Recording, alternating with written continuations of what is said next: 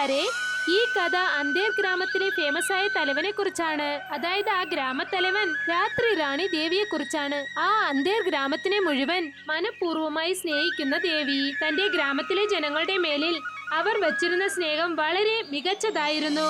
പക്ഷേ രാത്രി റാണി ദേവിയമ്മയ്ക്ക് ചെറിയ പ്രായം മുതൽ ഒരു പ്രത്യേക തരം അസുഖം. അതെന്താണെന്നാൽ രാത്രി സമയത്ത് അവരുടെ കാഴ്ച നഷ്ടപ്പെടും. അത് കാരണം രാത്രി അവർക്കൊന്നും കാണാൻ സാധിക്കില്ല.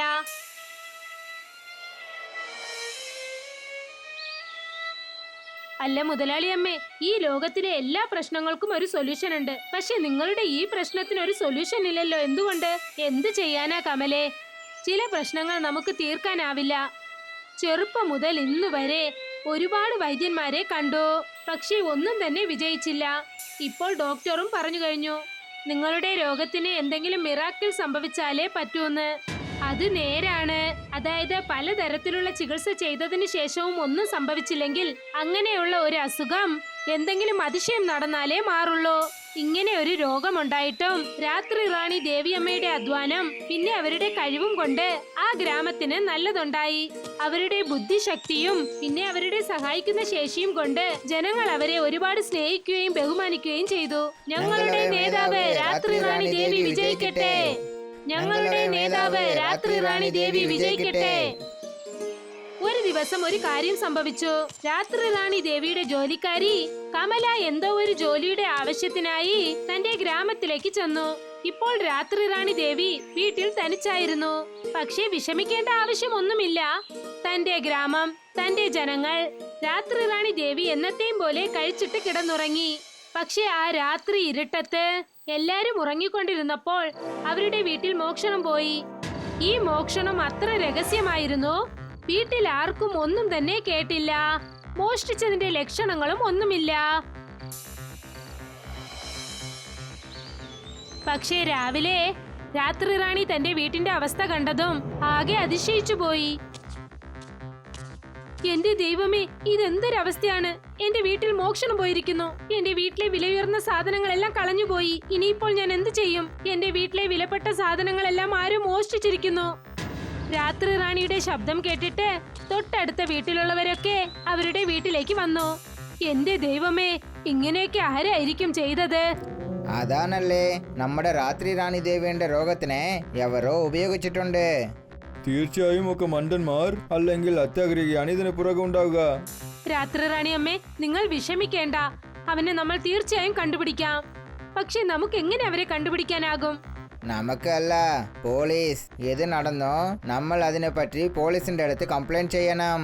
പിന്നെ പോലീസാണ് ഈ പ്രശ്നത്തിനെ ശരിയാക്കുക. വളരെ ശരിയാണ്. രാത്രി റാണി അമ്മ തന്റെ വിശ്വാസം കൈവെടിഞ്ഞില്ല. അവർ നേരെ സ്റ്റേഷനിലേക്ക് ചെന്ന് റിപ്പോർട്ട് ചെയ്തു. പോലീസും റിപ്പോർട്ട് എഴുതി വിചാരണ ചെയ്യാൻ തുടങ്ങി. ഈ സംഭവം റാണി ദേവി അമ്മയ്ക്കും ഗ്രാമത്തിലെ ജനങ്ങൾക്കും ഒരു പാഠമായിരുന്നു. നമ്മൾ എത്ര ശ്രദ്ധാപൂർവം ജീവിക്കണം എന്നതിന്. ദിവസങ്ങൾ കടന്നുപോയി, പക്ഷെ മോഷ്ടാവിനെ കിട്ടിയില്ല. ക്ഷമിക്കുക രാത്രി റാണി അമ്മേ, പക്ഷെ ഇതുവരെ ആ കള്ളന്മാരെ കണ്ടുപിടിക്കാൻ പറ്റില്ല. എന്നാലും ഞങ്ങൾ ശ്രമയെടുക്കുകയാണ്. ഞങ്ങൾക്ക് ചെയ്തി കിട്ടിയ ഉടൻ തന്നെ ഞങ്ങൾ നിങ്ങളെ വിളിക്കാം. ശരി സർ. രാത്രി റാണി ദേവി പോലീസുകാർ പറഞ്ഞത് കേട്ട് വളരെ വിഷമിച്ചു. പക്ഷെ പാവം അവരുടെ കയ്യിൽ ഒന്നുമില്ല. പതുക്കെ പതുക്കെ ഗ്രാമത്തിലെ ജനങ്ങൾ അവരവരുടെ പണി ചെയ്യാൻ തുടങ്ങി. പോലീസിന്റെ വിചാരണയും അവസാനിച്ചു. രാത്രി റാണി ദേവി അമ്മയും അവരുടെ പതിവ് ജോലികൾ ശ്രദ്ധിക്കാൻ തുടങ്ങി.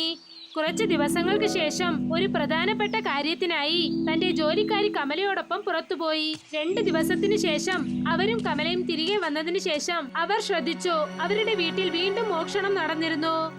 എന്റെ ദൈവമേ, എനിക്ക് മാത്രം എന്തിനാ ഇങ്ങനെ സംഭവിക്കുന്നേ? വീണ്ടും ഒരു മോഷണമോ? മുതലാളിയമ്മേ, ദേ നോക്കൂ, ഒന്ന് ശാന്തമായിരിക്കോ. എങ്ങനെ ഞാൻ സമാധാനപ്പെടാനാണ് കമലേ? നീയും ഇതൊക്കെ കാണുന്നുണ്ടല്ലോ. മോഷ്ടാവിന്റെ കാശ് മൊത്തം മോഷ്ടിച്ചു കൊണ്ടുപോയി. നമ്മൾ ഉടൻ തന്നെ ഇത് പോലീസിനെ അറിയിക്കണം. പോലീസ് എന്ന് പറഞ്ഞതും തന്നെ കമലയ്ക്ക് ഒരു ബുദ്ധി തോന്നി. അവൾ രാത്രി റാണി ദേവി അമ്മയ്ക്ക് ഒരു നല്ല ബുദ്ധി പറഞ്ഞു കൊടുത്തു. മുതലാളി അമ്മേ, നിങ്ങൾ തെറ്റിദ്ധരിക്കില്ലെങ്കിൽ ഞാൻ നിങ്ങളോടൊരു കാര്യം പറയട്ടെ. എന്താണ് കമലേ? അത് മുതലാളി അമ്മേ, നമ്മൾ ഈ മോഷണത്തിനെ കുറിച്ച് ആരോടും പറയാതിരുന്നാൽ എന്താ? നമ്മൾ ആരോടും ഇത് പറഞ്ഞില്ലെങ്കിൽ ആ കള്ളനെ പിന്നെ എങ്ങനെ കണ്ടുപിടിക്കാനാ? കണ്ടുപിടിക്കാം. എന്റെ മാമന്റെ ഗ്രാമത്തിൽ വളരെ ബുദ്ധിശാലിയായ ഒരു പണ്ഡിതനുണ്ട്. ഞാൻ കേട്ടിട്ടുണ്ട്. ആർക്കും അറിയാത്തതുപോലും അദ്ദേഹത്തിന് കാണാൻ സാധിക്കുമത്രേ. നമ്മൾ അദ്ദേഹത്തോട് സഹായം ചോദിക്കാം. പോലീസ് അവരുടെ ജോലി ചെയ്യട്ടെ.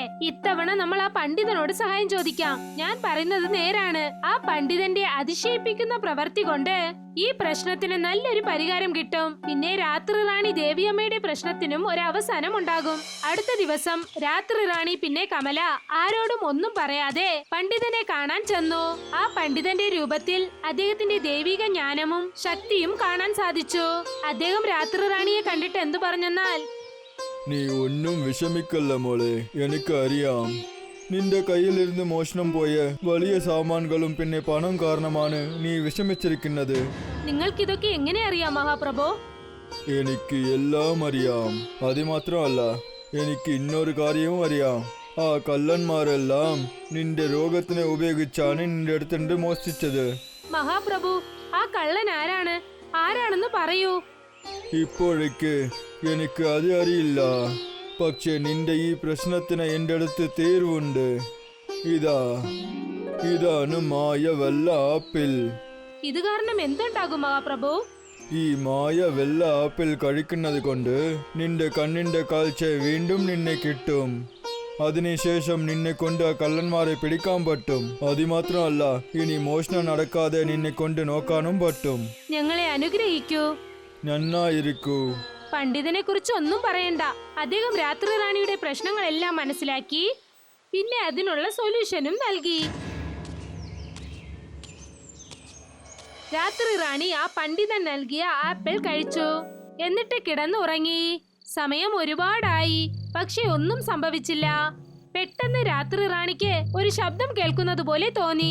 രാത്രി റാണിയും കമലയും രണ്ടുപേരും ചേർന്ന് ബ്യൂറോ ഇരുന്ന മുറിയിലേക്ക് ചെന്നു. അവിടുത്തെ ലൈറ്റ് ഇട്ടു. അവിടെ നോക്കിയപ്പോൾ 2 കള്ളന്മാർ മോഷ്ടിക്കുകയായിരുന്നു. നിങ്ങൾ ഇവിടെ നിന്നും ഓടാനായി ശ്രമിക്കണ്ട. കമലേ, എനിക്ക് കാണാൻ സാധിക്കുന്നു. എന്റെ കണ്ണ് നന്നായി കാണുന്നു. ആ പ്രഭു നൽകിയ ആപ്പിൾ പ്രവർത്തിക്കാൻ തുടങ്ങി. എനിക്കെല്ലാം കാണുന്നുണ്ട്. ഇത് വളരെ നല്ല കാര്യമാണമ്മേ. നിങ്ങളുടെ കാഴ്ചയും തിരികെ കിട്ടിയിരിക്കുന്നു. ഈ കള്ളന്മാരും കുടുങ്ങിയിരിക്കുന്നു. കള്ളന്മാരെ കിട്ടിപ്പോയി. രാത്രി റാണി പിന്നെ കമലയുടെ ശബ്ദം കേട്ട് ഗ്രാമത്തിലെ ജനങ്ങളെല്ലാം രാത്രി റാണിയുടെ വീട്ടിലേക്ക് വന്നു. എന്നിട്ട് ആ കള്ളന്മാരെ പിടിച്ച് നന്നായി അടിച്ചു. ഞങ്ങളെ ക്ഷമിച്ചേക്കൂ. ഗ്രാമത്തിലെ ജനങ്ങൾ ആ കള്ളന്മാരെ അടിക്കുകയായിരുന്നു. അപ്പോൾ പോലീസ് അവിടെ എത്തി. അവർ ആ കള്ളന്മാരെ വന്ന് പിടിച്ചു. അവരെ ചോദ്യം ചെയ്തതിന് ശേഷമാണ് മനസ്സിലായത് ആ 2 കള്ളന്മാരും ഗ്രാമത്തിലെ ക്ഷേത്രത്തിലുള്ള 2 ഭിക്ഷാലുക്കളാണെന്ന്. കുറച്ചു ദിവസം മുൻപാണ് അവർ ആരോ സംസാരിക്കുന്നത് കേട്ടത്. അതായത് രാത്രി റാണിക്ക് രാത്രിയിൽ കണ്ണു കാണില്ലെന്ന്. അതുകൊണ്ട് അതിനെ മുതലെടുത്ത് ആ 2 കള്ളന്മാരും രാത്രി റാണിയുടെ വീട്ടിൽ മോഷ്ടിച്ചു. അത് നേരാണ്. വേറൊരു ജോലിയും അറിയാത്തവർക്ക് ഇങ്ങനത്തെ ജോലി ചെയ്യേണ്ടി വരുന്നു.